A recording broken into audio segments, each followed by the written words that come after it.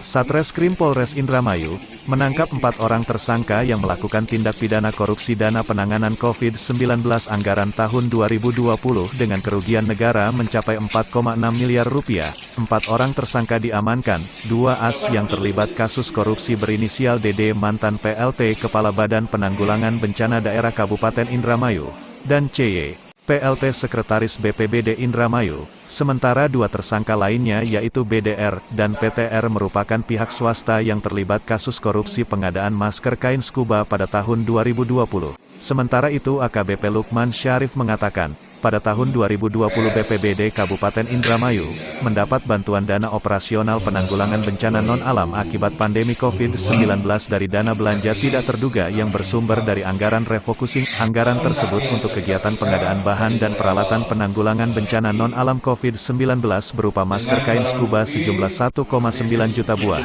Kemudian BDR meminjam bendera PT Lesans Group Indonesia untuk pengadaannya, dan diduga harga satuan melebihi harga kewajaran. 4 orang tersangka yang sudah kita tetapkan sebagai tersangka dan sudah P21 ya. Ada 3 laki-laki dan 1 orang perempuan. Dari mana aja Pak tersangkanya Pak? Yang 2 orang swasta, 2 orang lagi mantan pegawai pemerintahan di Kabupaten Indramayu. Pak, ini indikasi korupsinya apa sih Pak? Berupa markup atau gimana Pak? Ya, ini modus operandinya adalah markup harga ya, di atas harga kewajaran yang sudah tadi saya sebutkan. Untuk kerugian negara?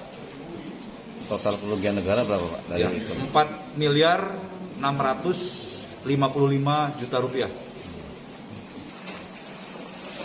Pers dan yang Di masker yang satu di